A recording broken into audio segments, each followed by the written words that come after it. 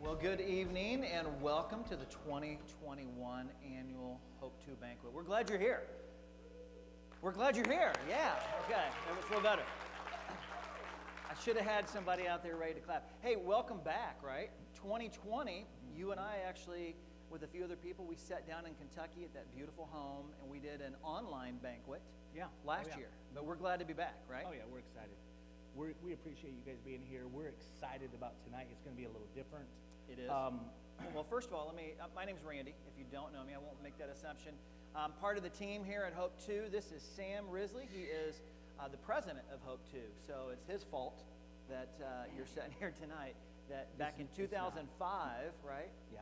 Is when it started. So tonight is going to be a little different. I think we kind of want to invite them, right? Yeah. Into this. So why don't you tell them what we're inviting them to? Well, first of all, we are doing things a little different, and I feel like it's putting more pressure on him because he has to carry me. He's used to this, I'm not, and so if I seem a little nervous, I am. But I am thrilled to be here, and I'm glad to be in a room with people who care. And I feel like I always say that this is a safe place. I feel like the community of God is a safe place. And so we're going to invite you into our living room. It's not our living room necessarily, but it's this place here. Yep. And we're going to have some conversations tonight about what God has been doing with some people. And we're pretty excited about that. And we just want you to listen and recognize that it indeed is not my fault or Randy's fault. It's God's fault. God is on the move, and he's doing some pretty amazing things. And we're humbled to be a part of it. Tonight, the entire sacrifice of tonight is going to go toward our upper school. So upper school meaning, that's what they call it in Liberia. It's 7th through 12th grade. And we have our right now we're up to 6th grade. We have 6th graders wondering if there's going to be a 7th grade. And we have our lower school, and that's constructed, and there's a lot more to do with that, but we need to start construction. We're hoping to start construction in January, and that's a major undertaking. When we started this, actually, we had people ask, well, how much is this going to be? And I gave an estimation.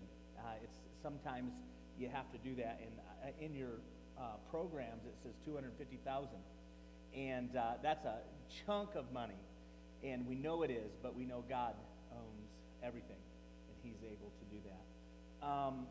Then I got the quote in. They sent us a quote.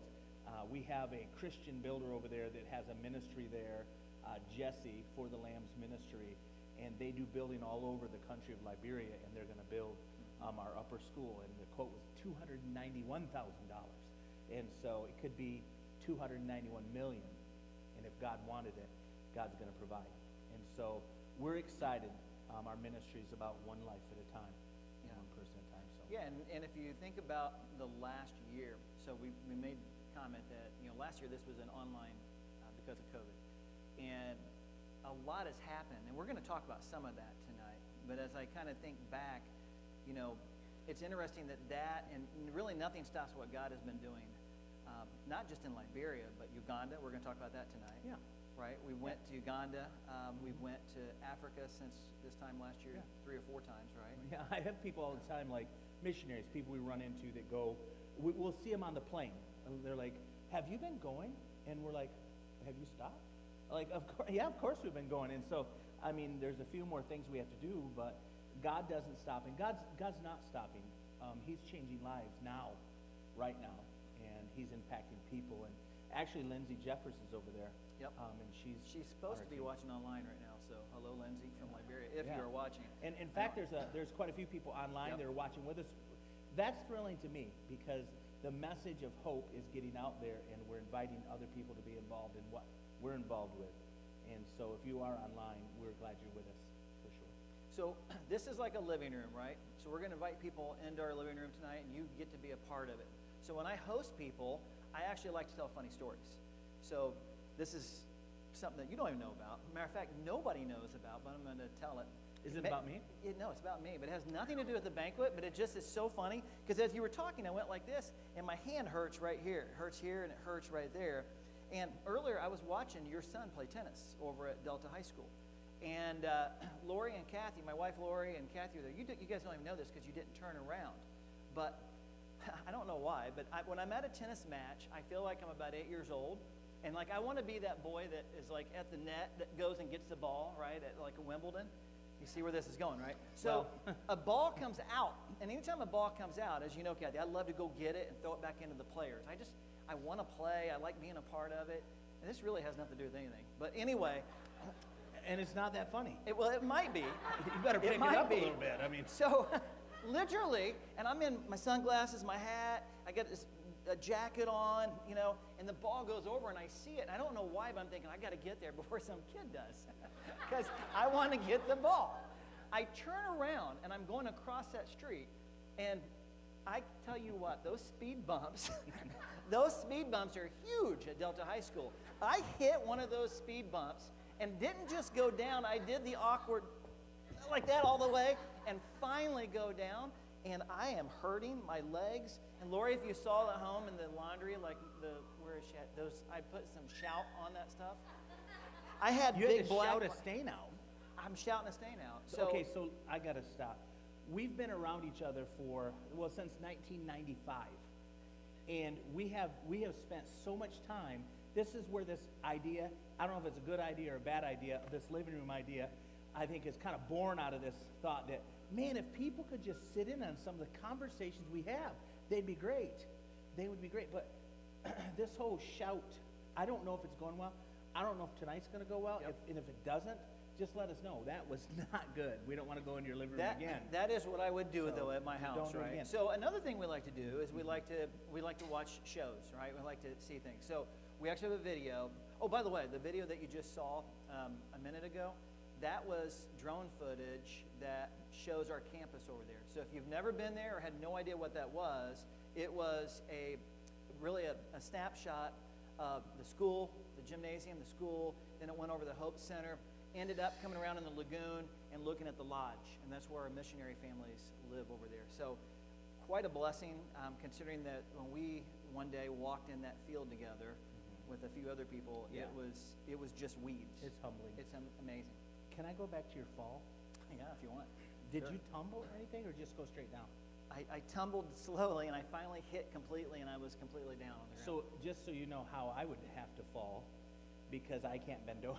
Being portly, I've had that same situation. So when I go down, I actually you got to tuck your arms and do a roll. And so I'm more tuck and roll guy, So I've got stuff on my back, on my front, on my back, on my front, on my back. You just got a little shout on your knees, and so, yeah. I did like a head first slide. No eventually. problem. Yeah. I'd grind my wrists off if I did that. Are we ready to get into the? Yeah, Okay. sorry. So we're gonna watch a brief video here, and then we're gonna have our first guest into our living room. So watch this.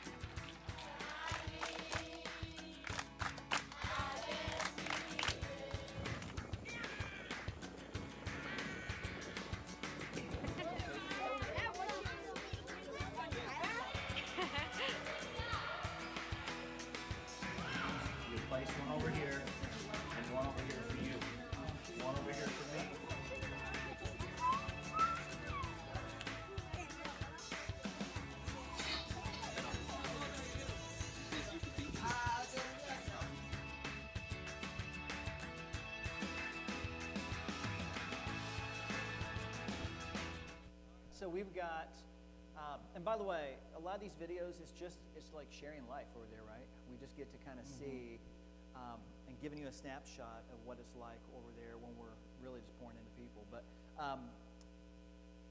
Edward is with us. Hi, Yes. Edward. How are you? And this is Kathy. And not everybody knows everybody at this party that I'm hosting tonight, or that we are hosting. Yeah. But Kathy is Sam's wife, and she is a children's director here at our church, but also works part-time for HOPE2.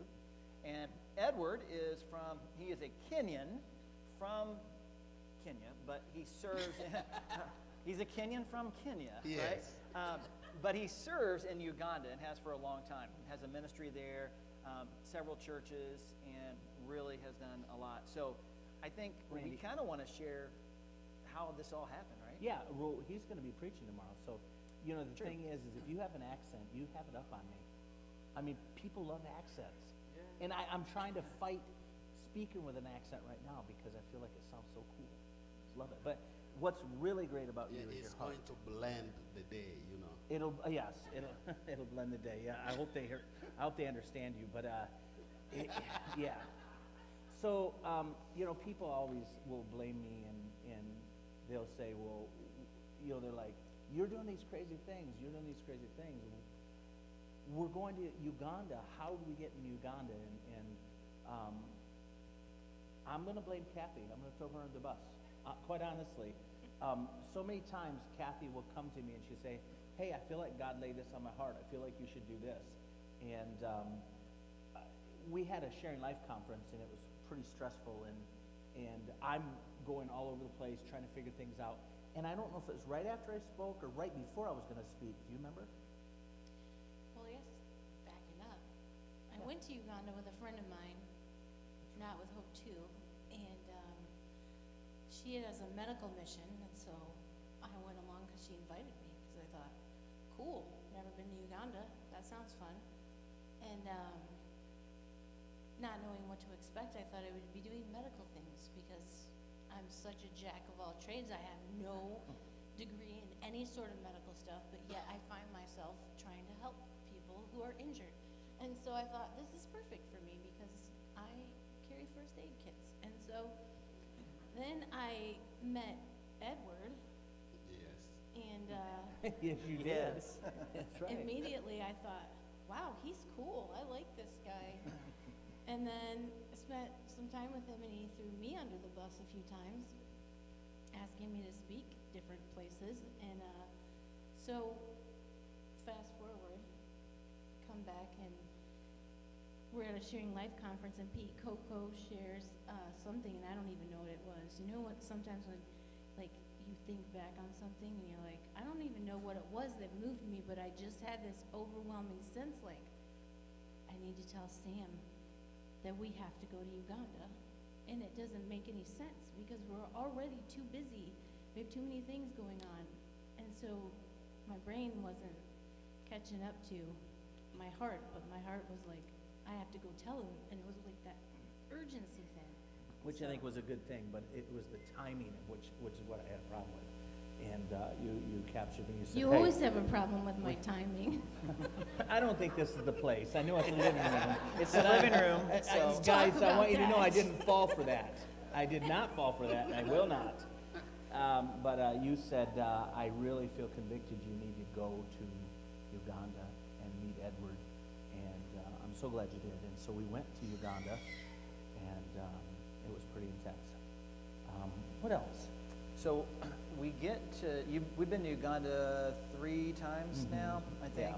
So, one of the things you notice is, like, we used to be called Hope to Liberia. Now it's HOPE2, because we see that hope is not just for Liberia, but it's for the United States. It's for Mexico and Jamaica. And Uganda.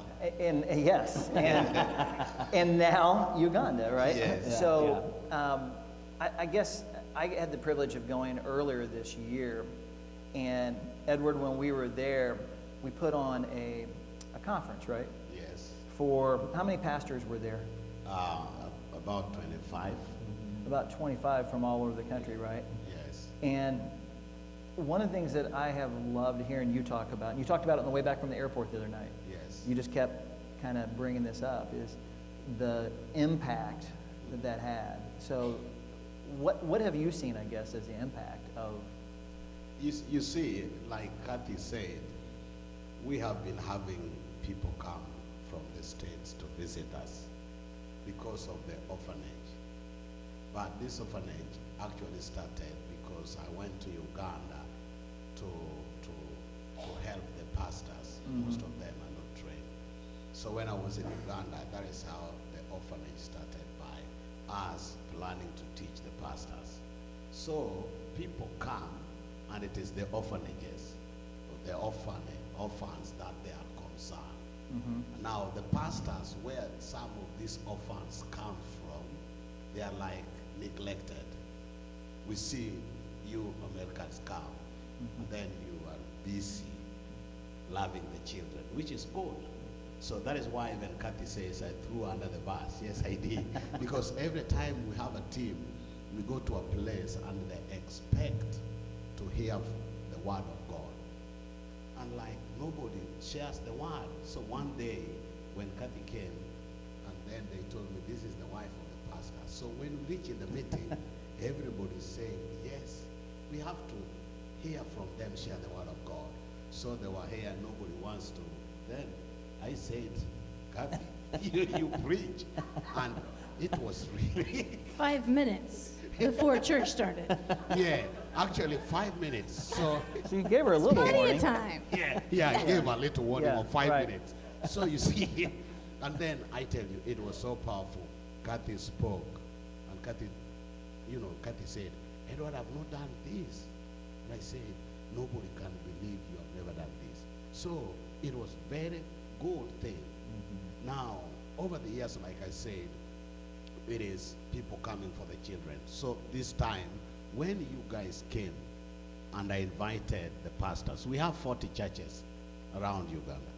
So like You have 40 or 14? 40 40 churches. 40, yeah. 40, okay. Yeah, that is why you are here, Yeah, so that you yeah. can. Uh-huh. He's translating. Okay, I'm you can translating. Now we translate. know why he's here. Yeah. All right. So we invited these pastors to come. These pastors were feeling neglected somehow. You know, when people come from America, we expect, America is a big country, is the big boss. So we think like they have come with the word of God. So they get disappointed every time. There's nobody. So when you guys came, it was such a big blessing that my pastors, the people I led, were able to get people who are able to share life with them, also feel loved, feel like they also matter. It is good to love my kids, but it is when you also love me. So I tell you, Randy, I would talk over this and talk over it every day. What we felt when you guys came, it was such a big thing. And another thing, not only sharing life with us, but we have had some bad experience with people coming over. I don't know, everybody, when he comes from the States, just to take a plane going to Africa, he changes to be, from whoever is here, he becomes a pop star, like a big preacher. Big star. A big star. over there. Yeah, big star. It comes from, so some of them, there was a time that we had a team come. And then they said they are going to teach the pastors, and we thought it was a pastor. So when he started teaching, and then lunchtime came, and then he said, so one of the people who organized the meeting said, can we have some food? And then he said, no, I'm not going to feed the Africans, and I've come here to preach. And so the pastors felt like, man, we didn't come for food. We just came to listen to the word of God. So really I was hurt, because these are people that I pastor, and they look at my friends and say, and from that time, they were very skeptical about people coming. And that's why you see the first day when we had the meeting, every pastor was looking, is this, so even you people saw it. But I tell you, after the first day, we shared the word of God with them.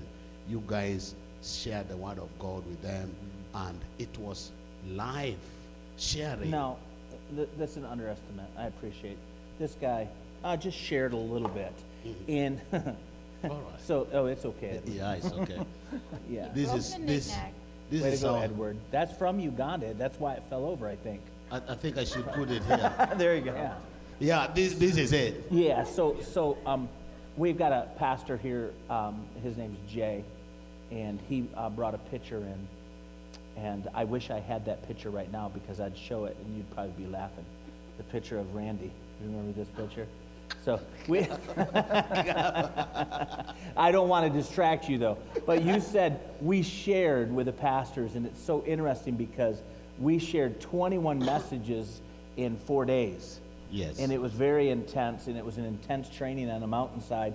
And it just, to me, it was powerful because they filled up their notebooks taking notes on what we were sharing. And it was so exciting to see somebody hungry for God's word and for teaching and training. And we got to share life with you all. Yes. And I was just thrilled with that. He's been talking about this whole idea of sharing life, which is what Jesus did with his disciples and what he asked us to do. But they are taking that to heart, and they're sharing more life with one another as pastors. And so God's moving, God's doing some great things. But I threw Kathy under the bus early because I wanted to say this, that she has these crazy ideas. And so we're talking in Uganda, and Edward and I are just laughing back and forth and talking. You were there, and We're waiting on our airplane. Yeah. We're waiting to go to the airport. Yes.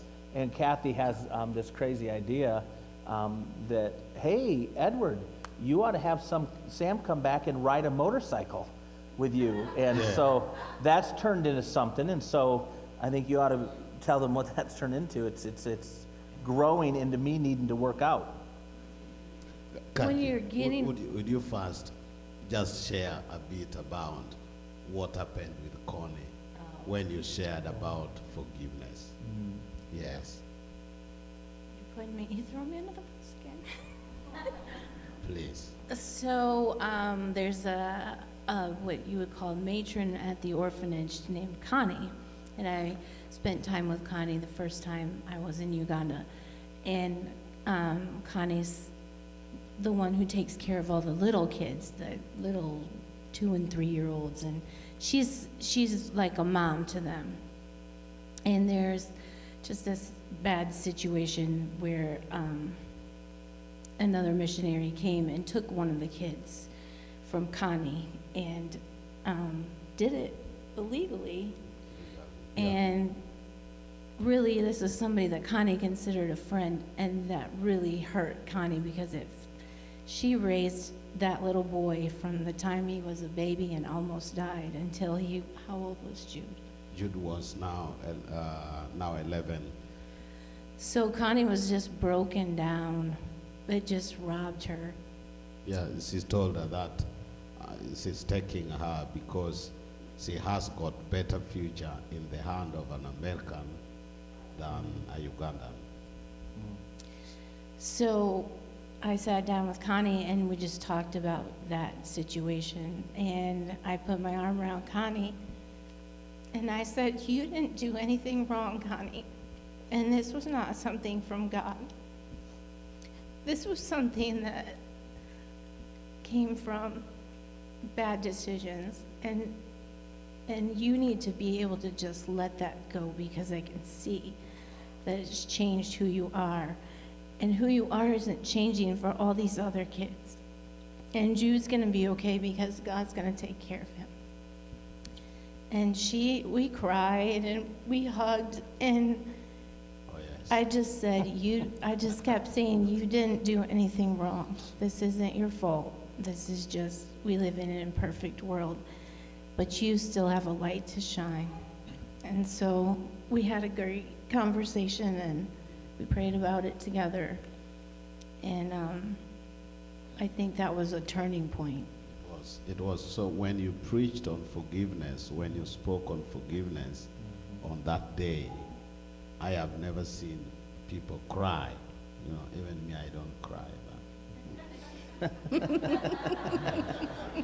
I'm very You didn't. sorry. Tissues right there. Yeah. I'm really very sorry. You know, it's interesting because our ministry, we always say it's never bigger than the one person. Mm-hmm. And we tell our teams all the time that God would take you all the way to Uganda or Liberia to have you touch one person's life. And Connie's a very important, significant servant for the Lord, because she is really instrumental in your orphanage and that. So she was one that God allowed us to touch when we were over there. And I know there's a lot of other ones, but that was pretty powerful. Thank you anyway for coming. And I want to thank everybody who prayed for you people and who supported you in coming. Yeah. You healed us and you healed my heart. You know, when you lead people and they think the people who are with you are the wrong people, even you, it affects you. Sure. So the image we had of Americans was bad.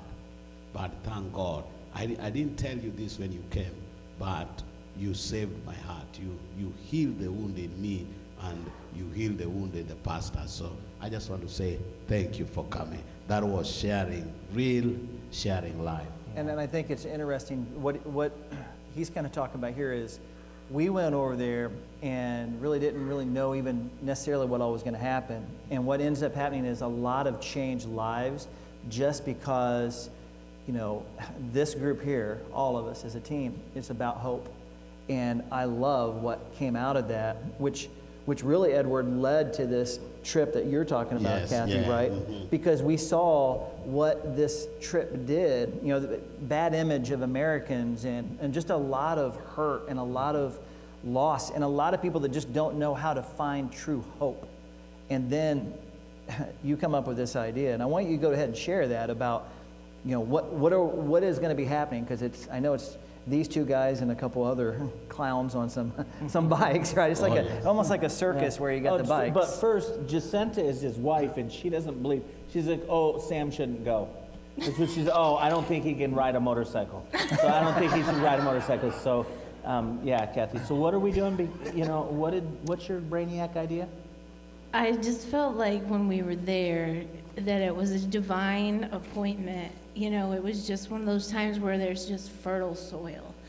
And I know Edward works with a lot of churches, not just in Uganda, but definitely in Kenya. So on the way to the airport, I said, Edward, could we take this same training that we did and go to Kenya? And you don't have to say much to Edward before he gets very excited. And so I feel like I just started to say that, and he pretty much took it from there and went into like, yeah, and then we could go into Tanzania, or if you're from Uganda, Tanzania, and we can go to Rwanda, and we can go to Sudan, and we can go to Ethiopia. And so it sort of snowballed into 11 countries. Yes. And So- 6 weeks, Yeah. So maybe we're- 8. Yeah, so I'm taking 2 months off, March and April, and taking a vacation in Africa with Edward. And Doug has taken a month off, Doug Markham, if you know him. And we're going to take motorcycles around 11, 12 countries, and we're going to put on pastors' conference in each country that they're going to take what we teach them and give them. And what is it going to do you think, going to do for the churches? You see, many churches, just people, so many pastors are not trained.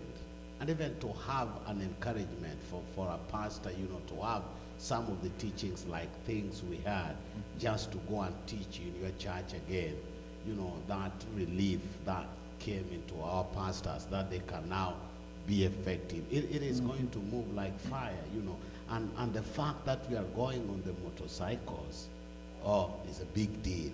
Yeah. Because like sometimes people come, big vehicles, big thing, you know, from the States. And so people are skeptical, you know, they look at, I'm not a part of this, I don't belong here, so let me watch it from the side. But Kathy, when you say that about the motorcycle, I just felt right. Because if we drive into a village now, man, with our motorcycles, and we reach there to come and share life with the pastors. Instead of big vehicles yes. with ministers, we're going to have a big man on a little motorcycle. Wow. Right? So that is Flipping what it is, upside down, I like that. Yeah, that it's is totally what is upside down, scaring right? Jacinta. You know, my wife is scared because he says, oh, Edward, some teaches very well. why do you want to take Sam on this crazy ride, Edward? So I'm praying for her, every day she prays. Yeah. But I tell you, with the motorcycles, man, Yeah. I can't wait. I'm excited too. So, in fact, the whole point of us sharing it tonight is because we want you to pray for that. Yes. That's a big deal. It's exciting.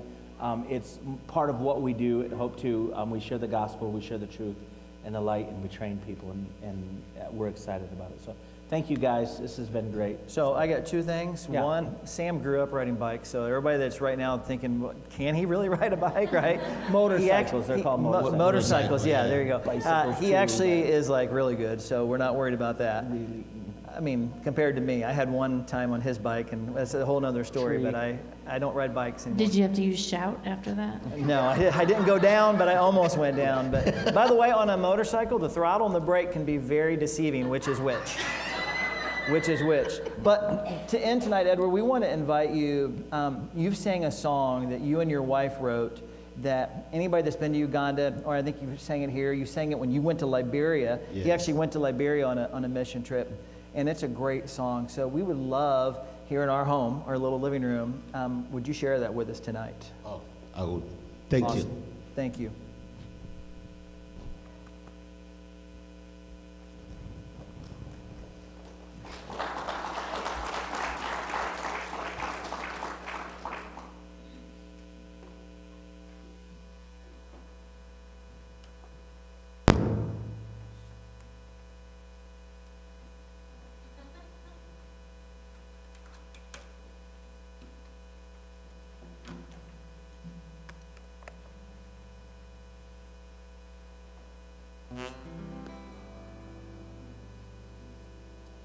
All right.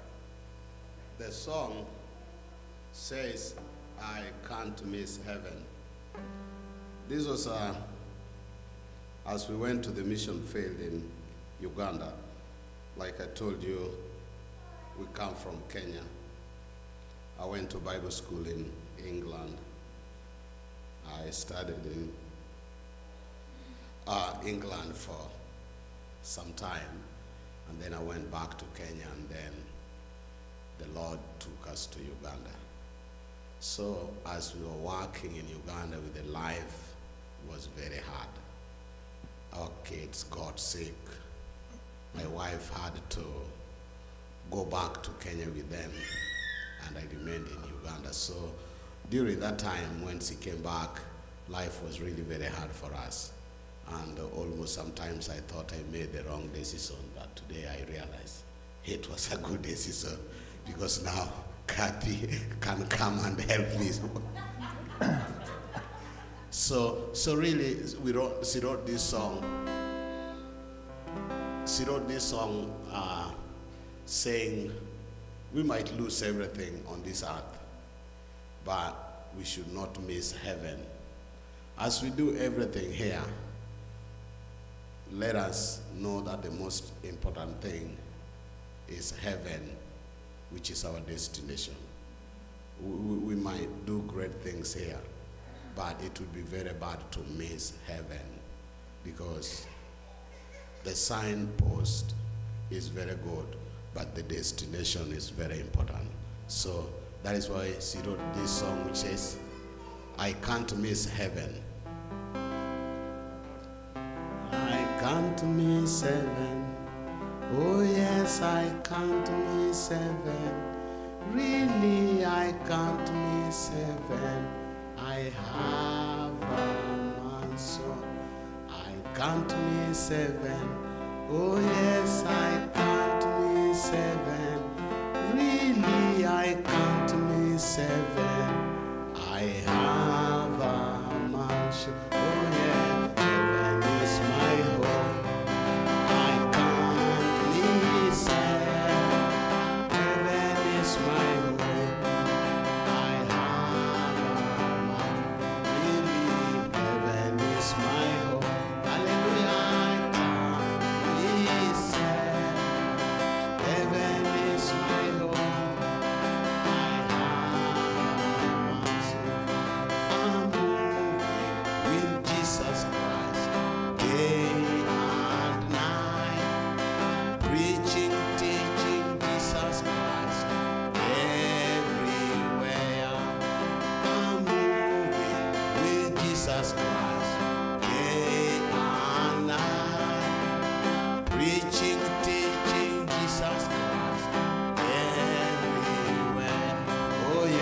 heaven is my home.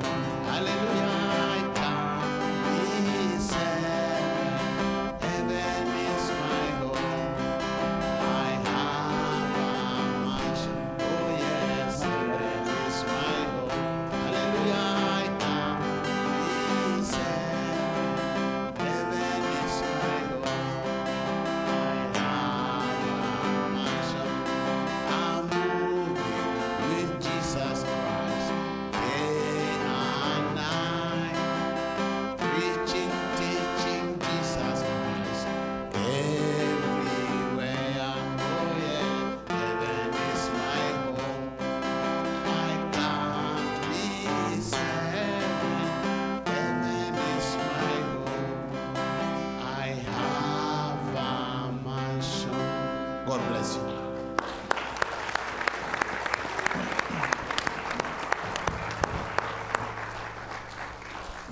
Thanks, Edward. That was great. So we got some new people up on the couch in our living room, which, by the way, I'm just going to give just a little plug here. May I do that? Is that all right? This couch actually is a loaner from Dillman's Furniture here in Muncie. So if you have any furniture needs, I don't work for them, and I'm not getting commission, but they were nice enough to drop this off yesterday. They're going to pick it up on Monday so we could have a nice couch. So anyway. We have permission to sell it. Well, I'm sure they would sell it, yes. No doubt about Slightly it. used. And I am a salesman, so if you are interested, let me know afterwards, but I get no commission. But anyway, we have up here on the stage Paul and Jill Sells and Jordan and Zach Rabenstein. This is our missionary families that have given of their time and actually moved over to Liberia. Paul and Jill, with their 2 kids, have been there, about a year and a half now of time? Yeah. And then Jordan, you and Zach and Izzy, their little girl, did a 7-month stint that ended when, in July? Yeah, mid-July. Mid-July, okay. So they are back now, and the cells are just here for a few weeks, and then they're going back. Have another, year and a half or so? Yearish, yeah. So To 10 wherever years. God leads. or wherever, yeah, could be 10 years. We're Who hoping. knows, We're hoping. right? We want you to pray that they would stay.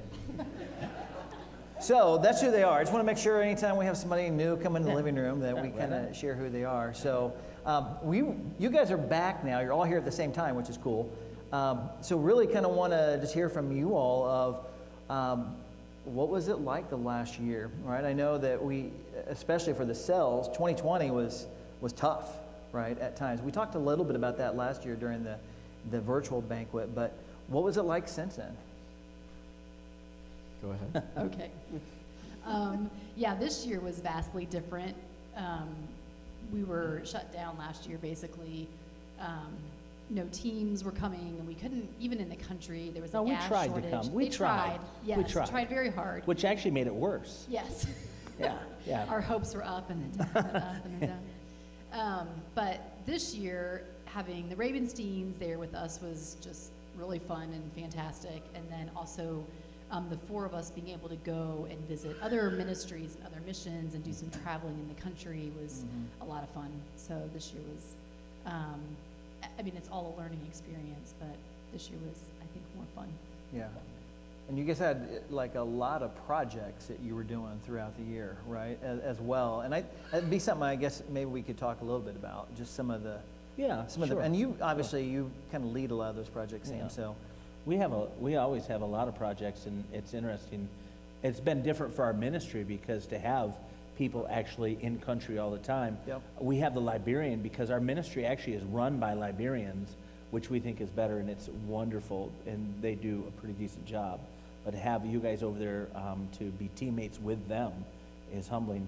But the project is really, we were trying to think the other day about how many different projects we've done, and we sent Zach over there and says, hey, you're a project guy, get rolling. And, he learned a lot of things going into that. And it was, I don't know, so I say projects, but really a lot of times in ministry, I think here, we're focused on projects when God really wants us to be focused on people. And so it's these projects versus people. Yeah. And people seem to get excited about projects. They want to know. I have people ask us all the time, well, what can we do? What can we sacrifice toward? Even tonight, we gave us a project to focus on, the upper school. But within doing these projects, people get moved and slid sideways. I know for Paul, having Zach there to do things like drop the drill in the lagoon really helped Paul out, so he didn't feel so bad when he would drop things in the lagoon. Right. Paul dropped it first, okay, and then a day or two later I dropped it, okay. So Was that when you were building the dock for 2 months? Yeah, I was catching you, I thought, and then the oh yeah. Tom Hahn and I Priorities. built a dock in a day, and these It guys fell are trying to apart. rebuild the dock. dock needed rebuilt, though. The one that It needed to be fell down. rebuilt, but they kept asking me just quietly, like, how long again did it take you to build this dock? Well, how long did it take? And, so is it done? I mean, not Paul's like, really big drawing that he did, the vision, but Right. we're close, Right, we're really close. If you can see your goal, it's just too narrow of a goal, like that's what True. we're doing. We're trying That's to set it, goals yes. that we really can't. So really, the only thing we got done in the last year was a half-built dock, right? So pray for this next year. Well, one cool thing that I heard you say since you've been back home is you'd kept like a list or something, right, of everything that's been done, and you just kind of started jotting that down. So, like, what were some of the? I hadn't even heard it, but I heard you talk about it. Yeah, before we left, we started at the lodge and we just started walking the campus, and I just kept a list on my phone of everything that has changed since we got there January 1st of 2020. Yeah. So like the third floor of the lodge was finished, so the Ravensteins had some place to live. So real quick, the lodge, just for people that don't know, right? The lodge is, you saw it on that first video, the drone footage, it's right on the lagoon, but it's where our missionaries that are full-time can live. And we actually have 3 floors, and there's another missionary family, not part of the HOPE2 family, that rents it from us, so which is great to have additional income for what we're doing over there. But that is a big deal. Otherwise, you guys would have been living probably up at the Hope Center. It'd have been okay. But so anyway, go ahead, Jill. Just making sure everybody knows. And then even in the center, the Thomas family, so Sonny Thomas is our Liberian in-country director. They were living in one of the rooms in the center. They now have a manager's house, so we moved them out and reclaimed that room as another bunk room so we can house more people. The biggest thing that I think Paul and I got to witness, which, 2020 was a weird year, but like, we were the only ones who got to witness the roof being put back on the school. Oh, yeah. So when we got there was no roof, no rafters, and whatever, and we got to watch that rafter by rafter being put back on. Because of the tornado that went through and right. took that off. Yeah. Yeah. Yep. So that was really neat. And the 2 more classrooms, the stage has been done. There's a new entryway into the school with another room there that they're serving lunch in. There's fencing around the school now that goes across the lagoon and across on the other side. The agriculture land, there's all kinds of things going on there with Mintari. There's a new well at the school. There's new security. On top of the security tower, we put a water source, so there's running water into the center. There's more, but. That's all since last year. Yeah, and something that I'd say is sometimes when you're really close to a situation, it's easier to miss what God's doing. Like living there, sometimes it can feel like, 2 steps forward, 5 steps back into the lagoon. And it really, when you're, having that list or living it out, it's crazy really what God is doing over there because, we were gone for 7 months. We came back to Muncie and we're like, man, I wonder how Muncie has changed. Maybe we'll have like a new restaurant or something. So, we drive down McGalliard and like every single thing was the same. And then we're like, oh, that's new. It's a Sprint store. Okay. And that was it.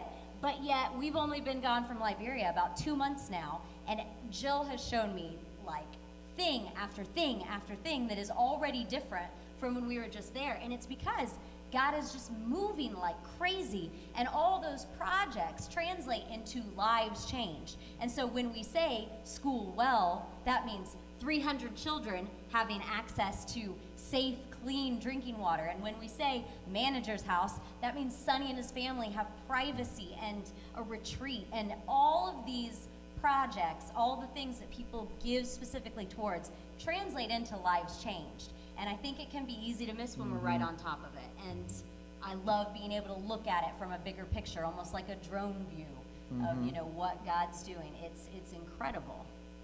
It's been weird because it just when you said that the roof, you got to watch the roof be put on. See, I mentally missed the virtual trip from last year and go back to the banquet from the year before. And when we were just like so devastated over the roof not being on and over wanting a manager's house, and now flash ahead and the roof is on, and we've added, how many classrooms since you've been there? 3 classrooms we've added around the gymnasium. And all this stuff is happening so fast. And to watch Sonny and his wife and his children in that manager's house, to me, is thrilling. And he's the type that invites people. Like, he had other kids. Now it's just given him, he's going to start an orphanage in the manager's house. I promise you that. That's kind of heart he has. It's crazy. The story I wanted to share was, because Sonny's the perfect intro, because we did a prison, so we did some outside projects as well. That was just campus, walking around campus.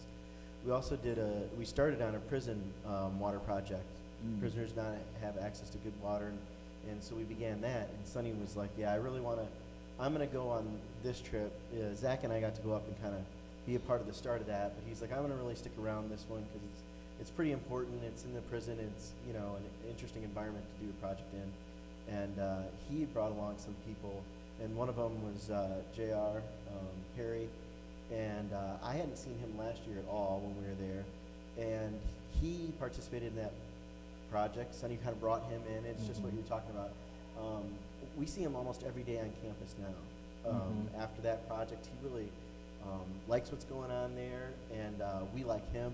He's a great worker and a good guy, and it's really neat seeing his life. I think every one of these projects has like somebody like that probably associated with it, and really had an impact, or multiple people. And so he's one that I wanted to at least share, you know, like a specific name, somebody that like really I saw dramatic change, and now is just a real blessing to us. So There's nearly 300 people in that prison, and the prison should have 120. No running water. And so taking on that project is so massive. And a well that dries out. And there was, I don't want to bring it up, it's a sore subject, but there was a prison break right after our team was there. That wasn't your fault, was it? Did you drop a drill somewhere? We were not there. It was not. Okay, but there was, like the day after, right? And so I don't think that's HOPE2's issue. But honestly, these are real people, and we've been watching them change. Their lives change. And I think, I love what you said, Jordan, when you talked about what does it mean, right? Like, what does it mean to me? And, or not to me, but to us. What's the result? Because we can almost see a project as just a project. Oh, good, check, right? We've got that done. But there was another one that you all were a part of at the Blind Orphanage. And I love that one, and whoever wants to share about it. But tell us kind of what happened at the Blind Orphanage. I mean, by the way, a blind orphanage in a fourth world country, that alone tells a big story. It is a tough place to go and not have a lot of feelings of just despair almost, you know, until you get there. And then hope just kind of springs up from it. But I don't know, talk a little bit about that project, whoever wants to. All right. Okay. Looks like you're the man, Zach. I'm the man. Yeah, I tried to pass the buck off, but it didn't work. So Randy touched on it a little bit. You know, if you can imagine having to, at the middle of the night, you got to go to the bathroom, and you have to get up and go out your door and walk across a field, or you have to, get water to cook that night, and you have to do the same thing, and then put a blindfold on yourself. You know, they're blind. That's what they have to do every day. So to get running water in their facility was something that, when that was brought to attention, that they didn't have that, because they had the facilities. You walk in there, they have the bathrooms, they have the sinks, and they have plumbing outside, but it's not hooked up properly. And so we took that project upon ourselves, and it was awesome because we were able to bring the Liberian staff along as well. And that's something, I really learned being over there. It's like, if somebody gives me a list of something, I'm a person that I'm probably just going to handle it myself because, I know it's going to get done right. I know how it's going to go.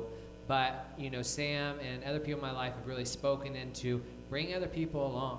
It's just like if you give somebody a task, think how many more lives you can really impact. I mean, they're going to bring somebody else along, and they're going to bring somebody else along, and it gives them kind of a sense of, worth, you know, and something to be prideful in. So we brought them along, and me and Paul were there, you know, I don't know how many times. It feels like we were there a lot. You know, we did good work, but every once in a while something would break, you know, that we put together. And, you know, so it was just an awesome experience to kind of be involved and kind of get running water into their facility. And really what we did is we installed a solar panel. And the last trip that came over, there's a video out there of, you know, Sam and everybody around there, and they're going to turn the water on for the first time, and their faces were just, you know, ecstatic. It seems I caught that. Right. You guys are there doing the work, and I get over here for the pictures and say, look at this. That's basically The the video. water's You don't running. see me and Paul anywhere. And Yeah, Sam's like, yeah. look what we Look did. at that. Look what's happening. Well, you guys weren't sure the water was going to work, right? Right. I was a little nervous. I'm like, But the celebration, quite honestly, of that water running, they had a pump. 12 years ago, there was a pump put in. It worked for 6 months. And for the next 11 and a half years, they had nothing to move water, and nothing worked. No water into their bathrooms for that long. And so the celebration of that water flowing into those restrooms and into that compound was genuine and real. But something on the outside looking in that I've noticed about your guys' ministry over there is your reporting always, to me, it was more about people than projects. And I love that. You're taking people along.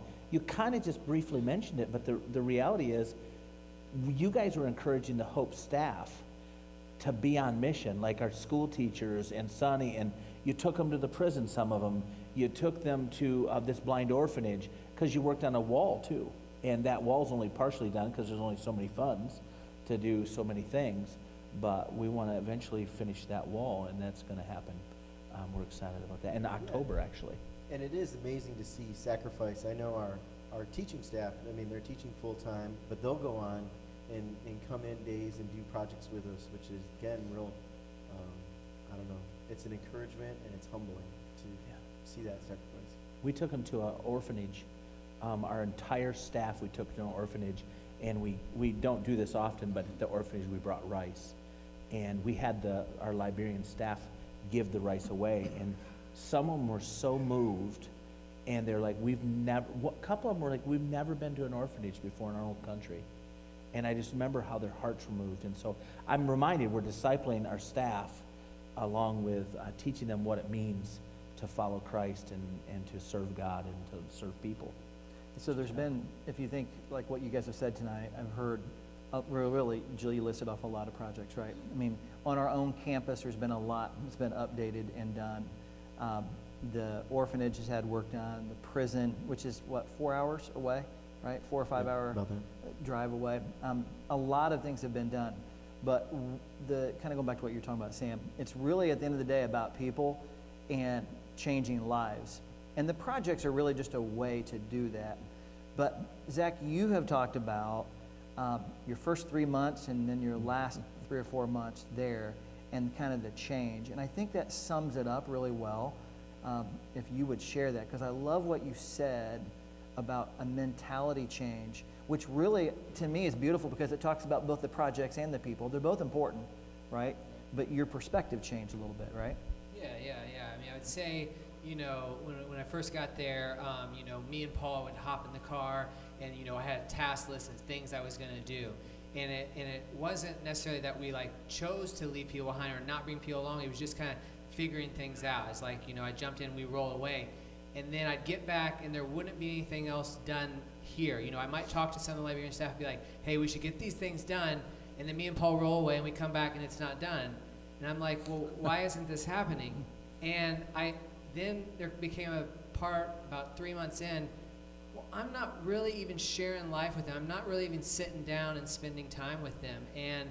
And that really clicked and changed. And so what really happened was that mentality of, hey, like I just kind of mentioned that, is like if you get a task list of 5 things and you try to take it on all by yourself, you're probably only get 2 or 3 of those. But if you say, hey, I'm going to bring 4 people along and we're going to tackle these 5 tasks, it's going to get handled because each one of them knows exactly what's going to happen. And again, I sometimes had the mentality of, hey, I'm going to be able to get this done. I know the best way. But that's not the mentality. It's more, let's sit down, let's share life together, and then, hey, what's your idea on this? You know, because my idea is, oh, we need to build this. Let me go to Lowe's. And then Sonny's like, hey, there's not a Lowe's, you know, you're going to have to use some duct tape, and I'm going to weld this piece on, you know. So there's a learning curve there. But, I mean, really what learned, it's not about products. It's about, inspiring and empowering people. Because as soon as they have something that, you know, hey, can you go do this? It may be as simple as take out the trash, you know, or, you know, go and teach a class. It may be something simple, but that inspires that person, and that person has worth, and they feel, and what I found to be habit is not only would we come back from a little trip when we gave a task, there would not only be that done, but even more done, because they're inspired, they have pride in, hey, this is my mission too. But if I just went there the first 3 months, and that's kind of what I did, is like, I'm gonna kind of, you know, do some things for you guys instead of with you, that mentality is really what changed, and it made a world of difference, not only in their lives, but I really think my lives and Paul and our family's life of, let's share life together, you know. Well, that's kind of, I feel like that's what we're trying to do is with. On one side, we do things for God rather than with God. That's not right. We do things for people rather than with them. But to do things with people, and I think this ministry is about doing things with people. And, you know, so I think that's just wonderful that God showed you that and you listened, because it's really hard sometimes to listen because we got to get these things done. And we know that can't always feel that way, but can't always feel like you're getting things done sometimes. It feels defeating sometimes. Go ahead. Yeah, I was just going to say that, and we're talking about this upper school, you know, and what that's going to be. And talking about people the way we are, it just, I don't know, something I felt like I wanted to share was, you know, that God would take us, he'd take you guys, he'd take you halfway around the world to realize that you've got family in a place you never knew. And the school, it's not for ambiguous people. They're real faces. It's real struggle and real joy and, you know, hardship. We had a teacher pass away a few weeks ago, like people that we know and love. And something that was crazy and impactful was when we got back from Africa and I got back out decorations in my house that I'd put away while we were gone, I had a lot of pictures from Liberia. And as I was setting them out, I thought I had taken pictures of cute African kids, and I was putting them back out, and I knew all their names now. And I didn't know who they were before. And they were just a memento of, you know, my trip, and now they were a family member. And so, I don't know, I just felt like that I wanted to share that talking about the school is talking about real futures and lives changed. Yeah, it's interesting. Go ahead. I was going to add, I think one of the things that has started to happen, you know, Paul and I had only been to Liberia once before we moved there. Some other people here have been going for years and built those relationships. So for us, I think it took us a little bit, but when they come to you and share something really exciting about their life, you just feel like you're, you know, part of it. And so Tena's nephew, Tom, came and started living with them in December. And right the day before, he was carrying our suitcases up as we were about to load the car. And he said, I just want you to know I passed my exams. So he's going to be in 10th grade. And he was so excited about that because he had been really studying and whatever. And those little moments are just, powerful. Yeah. Exactly. And even, you know, Matari, the things that he's doing, it's not just about the agriculture, but how it's changing his mindset for the future and how he's thinking about the future and how you invest today and you make these little changes today so there'll be something different tomorrow. And it's not just with the land, but it's in his mind and his heart, and how he's dealing with the students and the other people on campus and his leadership that's coming out. And it's just, you know, it's really encouraging. And to know that if we can get students through high school, the opportunities that they'll have, you know, would just really be amazing. Yeah, it's crazy how many kids don't get that opportunity. I mean, we're up to some numbers I've heard as high as 70% of kids don't get to go to school in Liberia, which is crazy. So, you know, it's interesting because we're going there in October. We have a small team going, and we're going to put on a conference for the missionaries of Liberia. All the missionaries there in Liberia, we're inviting as many as we know to come for a overnight, just a revive retreat, just to encourage them. We want to start doing that every year. But in December, we're going back. And when you mentioned Matari, I was thinking, we have 3 kids graduating with a bachelor's degree from Agricultural College and Bible College. And they are going to slide our ministry completely sideways. They are motivated, they are passionate, they're on it. And see, we're getting to a place, this is where we want to get to, where I don't know why we wouldn't go back and share life with them. But if we never went back to the country, I'm fairly certain we have people there that will carry on the ministry of hope and God's ministry over there. And I think that's the key. I think that's what God wants. And so it's exciting. So we need to let them go. So Yeah. we got another guest. But I guess the only thing I'd say before, we're going to watch a video of some of the school kids here in a second. But one of the things that's so important is those 3 college students that you're talking about, they did go to high school and they got to go to college. The secondary school that we're talking about that we want to get together, we have 300 plus students, am I right? I know the number changes, it grows a little bit. And we have I don't know, what is the class of 6th graders that's getting ready to go to middle school? Or 7th grade? How many kids is that, do you think? So, third, I'm sorry, 30, 34. So 30-ish, 30 or 40 that come next year won't have anywhere to go, right? If we don't have it. So I don't know, just it kind of speaks to the importance of what that is. But thanks for coming into our living room tonight. We're going to watch a video right now with some school kids. So thanks, guys. Appreciate it.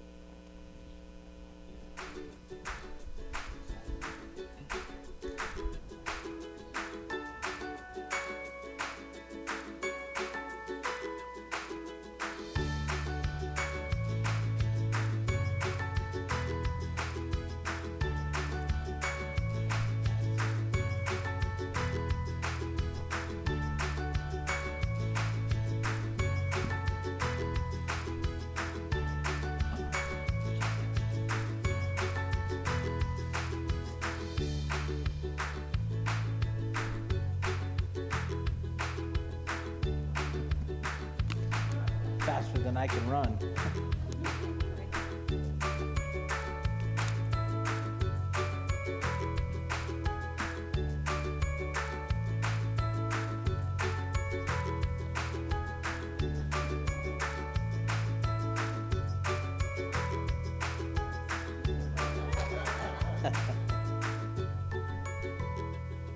So it's a picture of our school right there, if you don't know. And all that was taken on our campus, right? That's Yeah. And I say our, I love saying that. Those are our kids. That's our kids, it's our school, Yeah. and it was all taken there.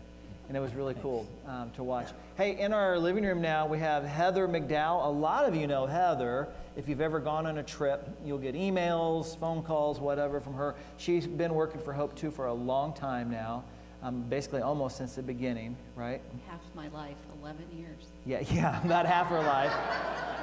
Now Good funny. math there, about half her life. So yeah, so you started when you were 11 years old, and you've been working there ever since. So that's really cool. And then we have Hayden, and Hayden is all the way from Kansas. He drove, and we'll talk a little more about Hayden and what he does, because I don't even know Hayden that well, to be honest, right? I mean, you're in my living room here, but we're gonna learn a little more about what he did. So that's who they are, and this is. Do we save the best for last or not really? I don't want to make everybody else feel. I don't want to make them feel bad. So there you go. But Go back to the falling story. We have a pretty big thing going on, and it's probably one of the things that I've been most skeptical about over the years. It's an idea. We have an idea. So you know, we've had 3 different interviews, and just to track back a little bit. We want you to be praying about the motorcycle thing in Edward and our trip to Uganda for real, because God is moving there. We want you to be praying for the cells and for our missionaries over there and for our team over there, because there's a lot going on in Liberia right now. We're bringing them up here because we want to have a discussion, conversation about an idea that we had, maybe 3 or 4 years ago, this idea of virtual mission trip. This is what I've heard a lot over the years. Boy, why don't you just send the money? Well, so why don't you just, everybody come together and commit to going, then just send the money. Wouldn't that make an impact? And we've always had this conviction that money doesn't change anyone. Sharing life with people changes lives. And so we know money doesn't do that. And we've also had conversations with people say, oh, I'd love to go, but I just can't. I can't get on an airplane. I can't go. I would love to because I'm excited about your ministry. I'm involved. Somebody said that I just, well, Victoria Ravenstein, she said, I'm into writing checks and encouraging and praying for people. Then she's addicted to going now. It's pretty soon it's going to be her third, 15th time, you know. I just had a conversation with a lady tonight, and she was talking about, I mean, she's been around since the beginning, supporting people and everything, and I said, just wait, we've got a trip for you. Right, I'm like, hold on, yeah, here it comes. Yeah, so this idea was, why don't we do a virtual mission trip for all those people that couldn't go, and it's, I don't know how we do it, so I can't do very many great videos on my phone and stuff, and so we're at ICOM. Wasn't it ICOM 2 years ago? Now, is that right? No, it was just last year, wasn't it? Or we met you 2 years ago, I guess, yeah. Well, But it there's a was lot of just last confusion year. in the living room right now, but it doesn't really matter. But It was ICOM? yeah, what is ICOM? Right. So we're in a booth next to this crazy guy Which, by the way, here. back up real quick, just so Yeah. everybody knows. ICOM is the International Conference of Missions. So it's a big deal, right? Yeah. Missionaries from all over the country or world are there. Yeah. And so just so everybody knows, we're throwing around. Yeah. So every names. year we go to this conference. This year we're going to Virginia. In the gymnasium, you've seen a black curtain thing. That's for ICOM for Virginia this year.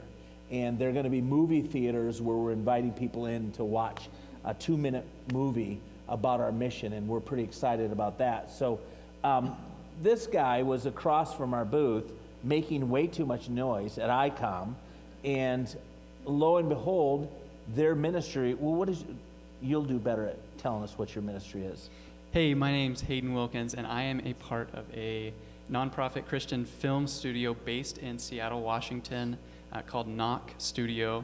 I now have relocated my wife and I back to Kansas, is where we're from.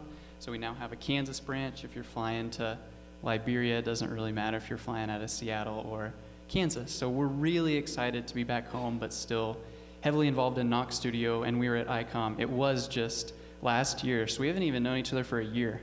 Wow. Last November. Crazy. Yeah. Whoa. But we were in Indianapolis, and Bo and I were commissioned to make some videos, and we just happened to be Yeah. right across from HOPE2 and saw this guy making a lot of noise over right next to us, and had some lulls in the weekend, and so had some great conversations. And I think Sam, just maybe out of nowhere, pulled me aside and said, "Hey, can I talk to you? You want to go to Liberia?" And I said, "Yeah, absolutely."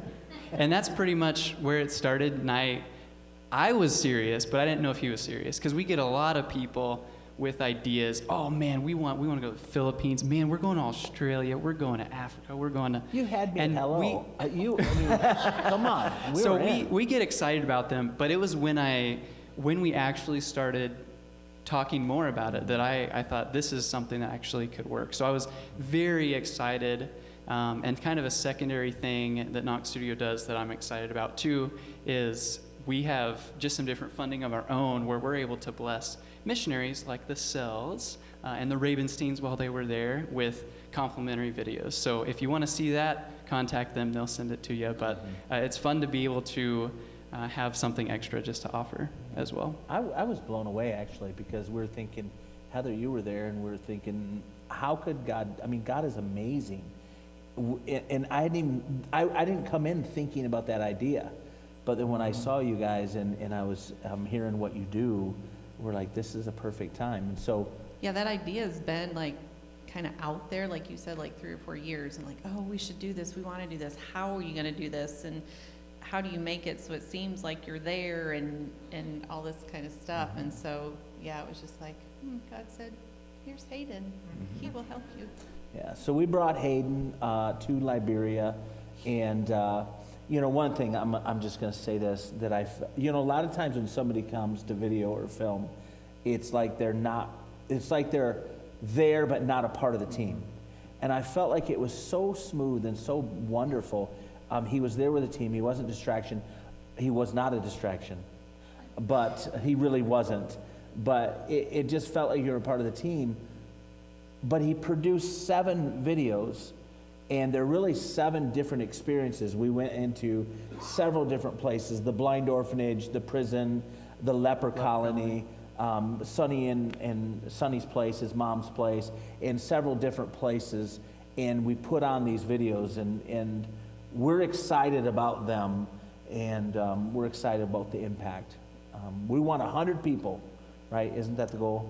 We want 100 people to take a virtual mission trip this year, and we're excited about that. Go ahead. So kind of just to say that from an outsider's perspective, I was invited on the trip. Everyone else signed up for the trip. I'm doing this as a job, on one hand. And so for me, it was really exciting to hear from Sam and Heather, we want you to be a part of this team. I was sent my t-shirts, so excited. I got the long sleeve t-shirts. So excited. Special. I don't know why I'm so excited. I'm really excited. But it was just awesome to very easily feel like I was part of the team. And most everyone else on the trip, a lot of people came and they already have these connections. I come and it's like, I meet everyone in Indianapolis at the airport. Man, I don't know anyone here. I barely know these guys. And I'm going pretty far away from home. I hope they're not weird, that's what I thought. I hope this isn't a weird experience. That's exactly what Sam said to me about you right before it started. And so I was very blessed myself to be able to have the freedom to say, hey, I remember one specific day we needed to get one filming thing done. And I said, let's get it done. I want to go swim, because we were it was the market day, the beach day. And I was like, I want to go swim, like that looks super fun. And they're like, all right, let's get this done real quick and you can go. And it was just nice to have that, because I've had a lot of other trips that are built around filming, and it'll just run you into the ground. And this one was a wonderful balance of being able to get those shots that we needed to create a very engaging handful of videos, but then also be a part of the team as well. So I really appreciated that from an outsider's perspective. Well, I think that's why these videos turned out the way they did, was because it wasn't a guy who was paid to be there. It was like you saw you will see what was going on like you're a team member, because you were a team member showing what was happening. And I think that's why it's crazy. I feel like I'm the person who tells you to go see a movie, and it's like you really hype it up and people are disappointed. And we did that because we had a screening with the team that was there in April, and I was trying not to hype it up too much, but I did, and it was like it didn't matter. It's just really that good. But I think that's why it's not just a video. It's like you're there. Well, and that's really hard to do. Yeah, I was thinking, Heather, that I honestly, I'll tell you, I didn't think it was possible. I am so into people all the time. They say, well, man, tell us what it was like, over there. And I say, you have to go. You have to go. And I still feel that way. You have to go. You can't do mission through the TV set, or through the screen. And so I really didn't think it was possible to do, I guess I didn't have enough faith, because it is absolutely unbelievable. You said something about it at the screening. I think you should. Yeah, I didn't go on the trip, and I was jealous to not go, just because I just love videos and stuff. So for me, I was excited to see it, but I was excited to see it because it was going to be a cool video with some cool music, and it would just be cool. I'm overusing that word, but that's what I thought of it. I didn't think of it as impact. And I went to the screening, and I only got to go because Lori went on the trip, so I was invited as a spouse. And I got here, and I did hear a lot of hype about it, and I came in with really this expectation of, boy, it better be something, right? Because I don't know how else we're going to get people engaged in this. And then as I watched it, I told him later, we watched them all that evening. We were here like 2 hours or whatever. I could have stayed all night because I felt like I'd never been before. And I didn't think that was possible. And I'm like you, I don't think I can oversell it at this point, because this virtual mission trip, it took me there. And I've been to most of those places. But I think, going back to what Heather was saying, Hayden, earlier, you being a part of the team made the difference, because I felt the passion and heart you put into it was because you were on the team. So when you were talking with people, every interview that he did with the team, they were all good. And I'm an interviewer. I like doing this kind of stuff all the time. And I said, man, he must be the best interviewer in the world. And you said that night, you're like, not really. I threw out a couple things, and people, because God was in the center of it, right? And that's kind of, so I loved your heart because you were on the team. By the way, for interviews, if I set down an interview, I try to make it very conversational. You know, I got my camera here. Hey, you just talk to me. What I tell people is, hey, I don't want you to be nervous because I'm going to edit this up. So we're on stage. If I mess up, no one's going to edit this. And two, I say, if you mess up, don't worry, it's not live. This is live, so if I mess up, I'm in trouble. Right. But I try to make it very comfortable, and I really think it was amazing to see not my skills for what I'm doing, not what HOPE2 was doing, but what God was doing through all of that. It's amazing to be a part of that, like Sam said a number of times. Just to see, and for me, Tom Hahn said on the trip, like, man, I feel like we need a week in between every single day just to process what happened yesterday. And that stuck with me because there's so much that happens in this short amount of time that you see, you need more time to process. And I'm sure us that were on the trip are still processing through some of those things. But for me, I was able to capture interviews from everyone, and I was able to sit in my office and watch through these interviews and watch these songs from the prison and the blind orphanage and all these places and process through myself. So that was a blessing. But it was just really incredible for me to see every single one of those interviews. And I've done a lot of interviews myself too. They're not always all good. Right. Right. But every single one, you could see, was it 22 people, 23? Something like that. Every single one, you could see that God was impacting and changing their life through that trip and that experience. So it was amazing for me to see and be able to use every single one of those interviews. So that's a testament to what God's doing in and through HOPE2, which I think is really neat. It's interesting because I feel like our culture is so busy, right? We have phones, we have TV we watch, we have all these things. That one of the things I hear all the time, people say, what are you doing over there? We have so much need here. There's so much need here. And I've kind of, I always ask people, well, what's your plan? Like, what's your plan to change America? Do you have one? I'm interested. Let me get involved. And I feel like what God has done for us is God's given us a plan to help our own country even, because we take 50, 60 people a year for an attitude adjustment.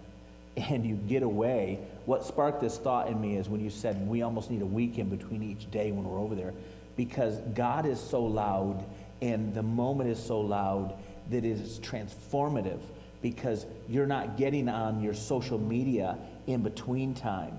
You're actually just there with God, and holding the hand means more. We take so many things for granted over here. You know, we have so much. But when you go over there, you start recognizing why you have it, why you're blessed, to be a blessing and to help other people. And so these 60 people, we've got people from, you know, all over. I got a message earlier from Iowa. They're saying, hey, we're watching online. We're excited. You know, we've got people from around the country that are coming back to their communities here in the United States and are serving their churches more and serving better here. To go there blesses here like you wouldn't believe. But the impact, even tonight, sitting down with all you folks, with Edward, the impact in Uganda is going to be real, and it's going to change lives. The impact in Liberia that's happening now and changing so quickly is real. It's real lives. The impact through this virtual mission trip, and I know that people don't necessarily get what we're talking about. I feel like we're talking about an inside thing. They're like, what is that? Back in that booth, it's a ticket booth, and Lori's going to be back there. If you're interested in hearing more about the virtual mission trip, I want to have Heather show you what you're going to get in that, but we want, again, 100 people to sign up for that virtual mission trip. You can sign up for information tonight, but you can't sign up for the trip tonight. Lori will get in contact with you, or Heather will, about further instructions about that. But it's a 7-day virtual mission trip where you're going to actually, through video, go to the country of Liberia and step foot into a leper colony. And you're going to hear some stories about lepers and just meet the people. And I think it's real. We've named it For Real.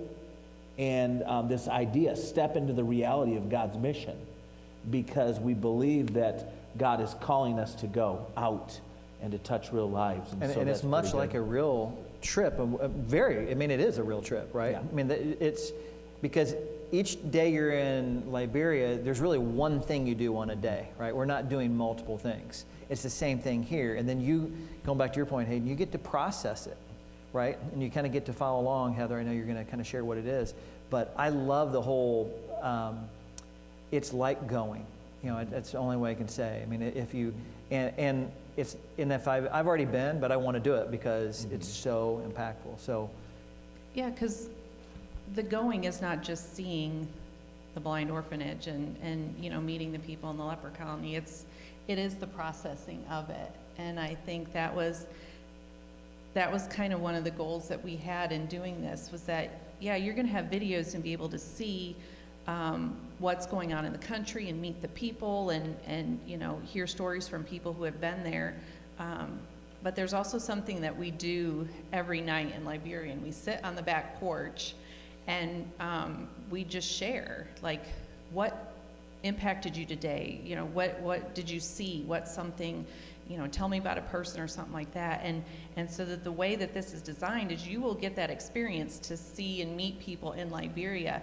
But part of it is going to be reflecting on what you saw and reflecting on, there's a devotion as each part of the video is a devotion that's shared, that's a story out of God's Word that connects, what you just saw and how God connects that. And I think that's the cool part is you can journal and reflect, and it's like, okay, what is God teaching me through what I just saw? Because it's not just seeing, like Jordan said, some cute kids. It's, this is family and this is people and this is God's movement there, and it's allowing Him then to move in you through what you saw and through His scripture and everything else. So I think that's the really cool part of it. It's not just a lot of really awesome videos that have been put together, but I think the way that those videos are going to be used is for the spiritual impact that happens while you're on a mission trip in another country. But this trip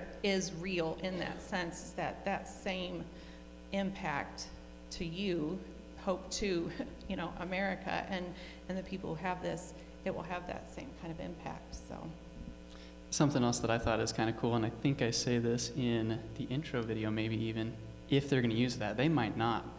Anyhow, I think that we see things visually so often, and we know that almost everything we see on Facebook and Instagram is fake. We know that the movies we watch is fake. And so going through, if you do go through this, mentally dig a little bit deeper and say, man, these are real people, real situations.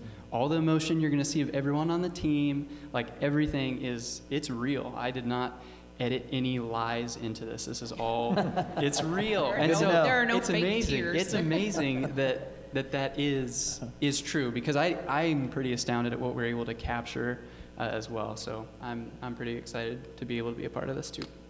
We were in the leper colony, and you were videoing, and I said, I said, I always throw people under the bus. They say, Shelby can attest to that. You know, hey, you're singing like right now, so go and sing. I learned it from Edward when he threw Kathy under the bus to preach, right? And I said, I want you to share at the leper colony. And I just want you to share that experience and what that was like for you to be thrown under the bus. Get out from behind that camera. You go and share. So I think we were at the blind orphanage one day, and I told Sam, you know, most times, you know, if I'm being honest, we were probably over in our little corner, the hot corner, way away from the air conditioner. And Yeah, right. he had the fan. He took the fan that was in the middle of our nightstand, too. So I'm over here burning. Anyhow. But we don't want to dig up old bones. I mean, that's so long. We were talking, and I said, you know, if I'm honest, I kind of like the camera because I can hide. I can kind of you know, hide from this moment. Oh, sorry, I can't talk right now. I gotta do this. I gotta get that shot. You know, but it was amazing. I can't remember what the moment was, but someone was blindfolded at the blind orphanage, holding someone like a little kid's hand, and I was just getting a picture of this, and it was amazing. So I had to step away. It was just a very emotional moment for me, and I don't necessarily even know why, but it was awesome. So there was that, and then I shared that with you, and then a little later on, we found ourselves at the leper colony, and Sam said, hey, you want to share something? He'd done that to other people, and so I thought it might be coming. I don't know. And I'm just the video guy. I don't speak. Sorry, I can't do that. Right. I don't remember what maybe my first thought was, oh, Psalms 23, that's a good one, which would have been great. But I just felt a lot recently of putting our hope in eternity, like Edward was saying in his song. Like that is our ultimate hope. We can build our little sandcastle now, and it'll be a sandcastle. But I want to build for that eternally valuable kingdom in heaven. And so that's been on my mind and was on my mind on the trip. And so I shared a little bit of that, Matthew 6, storing up our treasure in heaven where moth and rust do not destroy. And it hit me, like I'm telling these people at a leper colony, like, oh, don't worry. Yeah. It'll be fine. I was just hit, like, do I really believe this? Do I believe that Jesus is enough, that is okay, that really is their greatest need? And just that moment of actually being in it and talking to these people and trying to give them their greatest need that can give them their greatest hope was a very emotional time where I needed to step away after that as well. Yeah, ruined the camera shots from there on out. I hid behind the guy in the wheelchair. Yeah. So hey, that actually, isn't that where he came forward and wanted to sing? Wasn't that right? Blew me away. This old man, missing leg. I still remember him raising his hands and in his wheelchair and dancing and singing a worship song to us. And that isn't where he stopped. It is in the virtual mission trip if you want to see it. Oh, nice. Good. I didn't even plan that. You're good. You're so good. Don't give away all the stories. But I remember him wanting to preach to us.